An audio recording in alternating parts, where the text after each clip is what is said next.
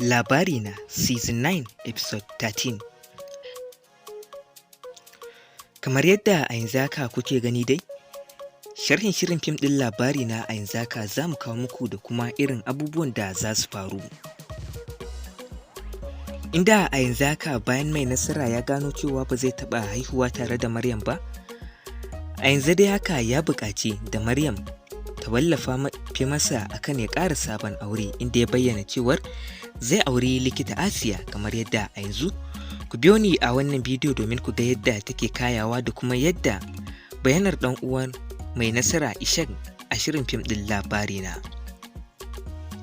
Amma kafin mu shiga cikin bidiyon gadan-gadan fa, idan wannan ya kasance shigowarka ta farko, muna ga mai roƙonku da ku daure ku danna subscribe sannan ku danna ƙararrawa. Muna godiya, sannan ku danna alamar like akan wannan bidiyo.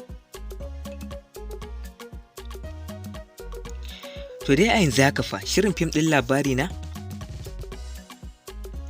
shiri ne wanda ya zo da sabon abubuwa kuma kala-kala sannan mabambanta, domin a yanzu haka bayan Maryam ta lamuncewa mai nasara akan ya auri Dr. Asiya, to kuma a ta daga gefe shin ya zai yi da wannan saurayin nata Mujahid, wanda kusan 3 months da suka wuce aka yi musu baiko. Haka zalika idan mun koma a ta daga gefe kuma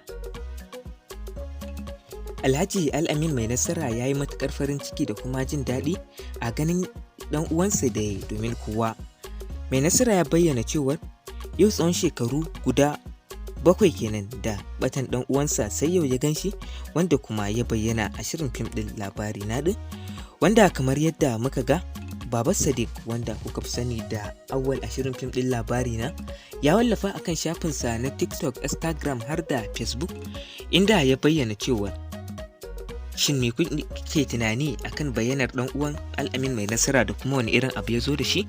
To mu ma dai tambayar da zamu yi muku, sannan kuma muna jiran ku a comment section domin mu ji ra'ayinku akan bayyanar bakuwar fuska a shirin fim din labari na. To masu kallo da masu sauraro, kuma duka anan muka kawo ƙarshen wannan shiri da muke tafa da shi a yanzu. Kar dai ku manta fa, idan wannan ya kasance shigowar ku ta farko, muna ga mai roƙonku akan ku daure ku danna subscribe sannan ku danna alamar ƙararrawar sanarwa, sannan kuma kada ku manta da taɓa alamar like akan wannan bidiyo. Muna godiya sosai da ziyartar wannan shafi na barka na Zamani TV 24.